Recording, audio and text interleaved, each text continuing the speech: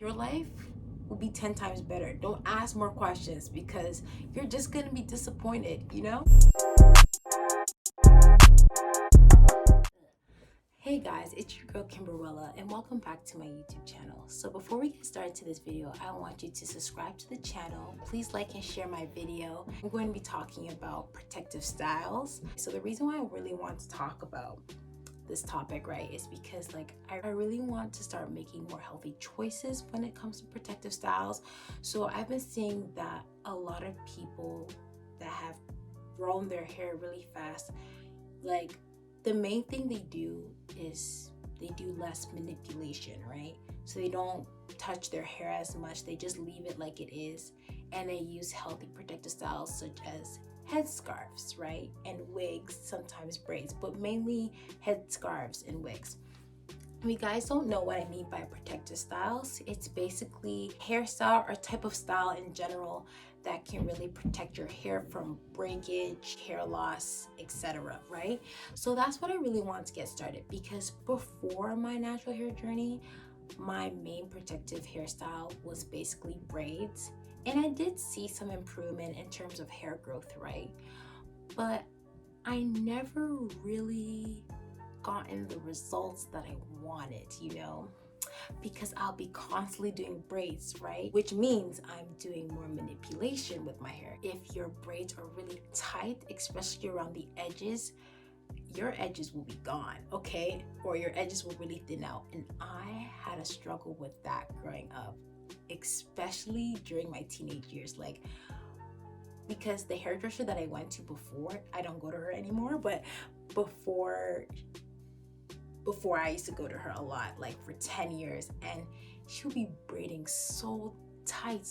But that's the thing with a lot of African hairstylists, like they braid so tight. I mean, like the hairstyles be bomb, if you go to the right one, but just like they braid so tight. I just learned, when now styling my hair, just always to like treat it with oil, and like just not braid it too tight or cause less tension around my edges and really around my hair too when I'm doing braids. Also when I'm doing a high ponytail or a low sleek ponytail look, I try not to tug my hair too tight so it causes less tension, and sometimes try to manipulate my edges too whenever time I'm trying to sleek them down and making them look swervy, as well.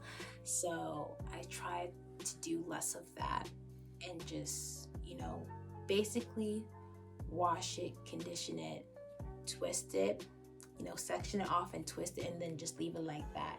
And now I'm starting to wear more headscarves and wigs, and I'm trying to invest into some good wigs, but obviously that are affordable, and also wigs that really resemble my hair texture too, whether if it's like kinky straight, perm rod curls, that style too, and many more obviously.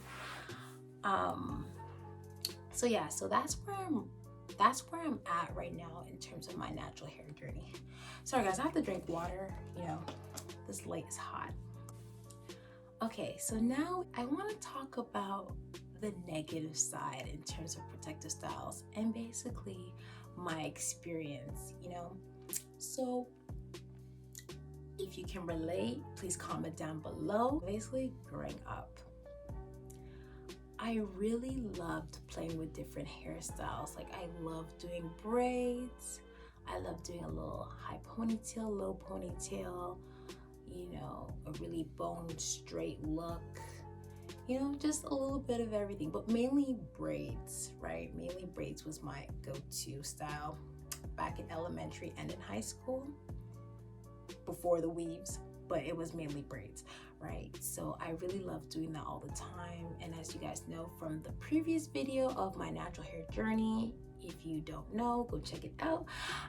So basically, yes, I would barely leave my actual hair out all the time because I just loved it being in braids and I don't have to really manage my hair as much. It was just really easy for me, especially going to school.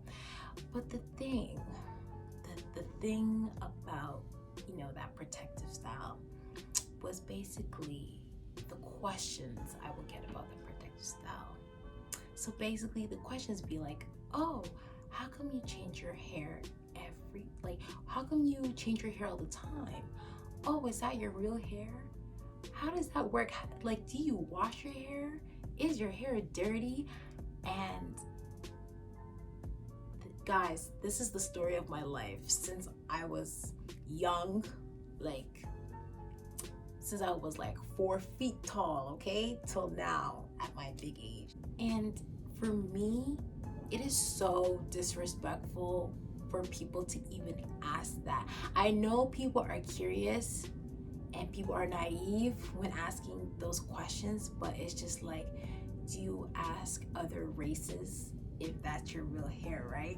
So let's really dig deeper into this, right? As you guys know, in terms of the stigma when it comes to Black girls' hair or Black women's hair, really, right? It's just like, oh, you know, it's always in a weave.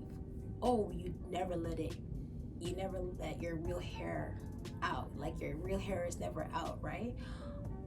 Oh, she must be bald under that weave or that wig. Oh, she has no edges, right? A lot of negative stereotypes, and I'm just tired of it. I'm just tired. I am tired. We are all tired, right? Yes, Black women, Black girls, they can grow their hair, right? But also, they can do whatever they want to their hair without all these questions. You know why? Because when it comes to Black people's hair, it is very versatile. There's so many styles we can do. It's crazy, like it's mind-blowing. We are so creative when it comes to hairstyles to the point now every other race wants to do it. You know, prime example, the media. Look at the Kardashians. Look at so many celebrities who are not Black, always trying to copy Black hair styles. Let's be real. But at the end of the day, they're always coming at us asking, oh, you know, is that your real hair? Blah, blah, blah. And why don't you ask these other races the same question? Because people believe that Black people cannot grow their hair, especially Black women and Black girls in particular, especially them, you know? And the thing is, we can grow our hair, all right? We can grow our hair, 1. 2, it doesn't really matter the length of the hair as long as the goal for that individual is to have healthy hair, right? That should just be the main goal. It doesn't matter if it's long, short, bald, you know, TWA, so teeny weeny afro. As long as the goal is just to have healthy hair, right? That should just be your main focus. And just because someone doesn't have long hair doesn't mean like they're bald, right? Or they can't grow it or can't manage their hair. You probably just caught them at the wrong time. You know, maybe years from now they'll have long hair growing down to their butt. Yeah, so that's what I want to really address. I know, it just really pisses me off when people always ask those questions. Like at this point in my life, it's just, I answer a question with a question, you know? I ask them now, is your hair real? You know, is your hair real? Oh, is that fake? Oh, why would you ask that? Are you assuming that I can't grow my hair? And obviously they are assuming because they want to be nosy, and they need to cut it out because it's 2020 and people can do whatever they want to their hair.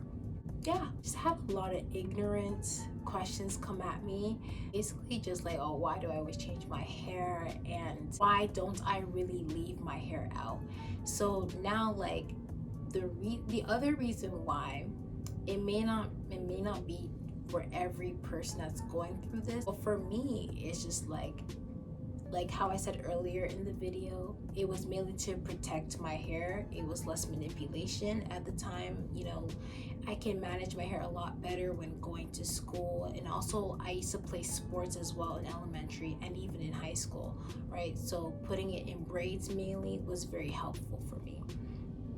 And it can be helpful for other people that try to, especially if they don't have time to really keep up with their real hair and like style it all the time, right? It's really best for people with my hair to just leave it alone, have less manipulation, put it into one style and go about your business, right?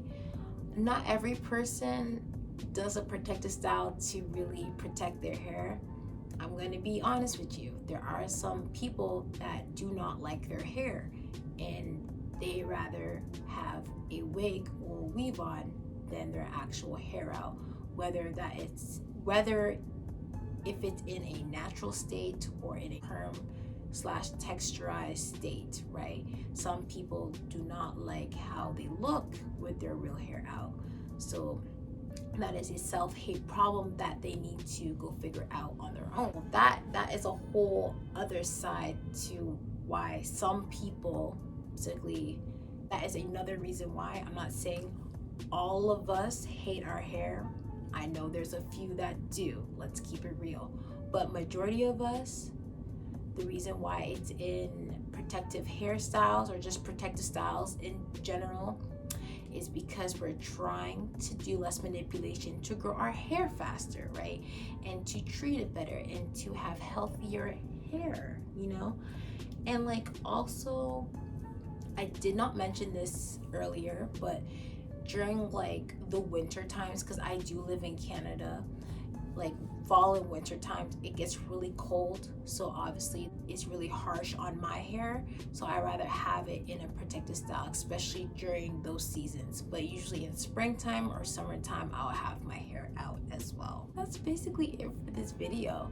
I just really wanted to spread awareness when it comes to protective hairstyles and what not to say, just basically say, I like your hair and keep it pushing. I'm telling you, I'm saving lives right now. Your life will be 10 times better. Don't ask more questions because you're just gonna be disappointed, Comment down below. Let me know what you think about this video. Do you agree that we should not be obligated to explain our whole life story when it comes to our hair, and we should shut it down when people ask us these ignorant questions?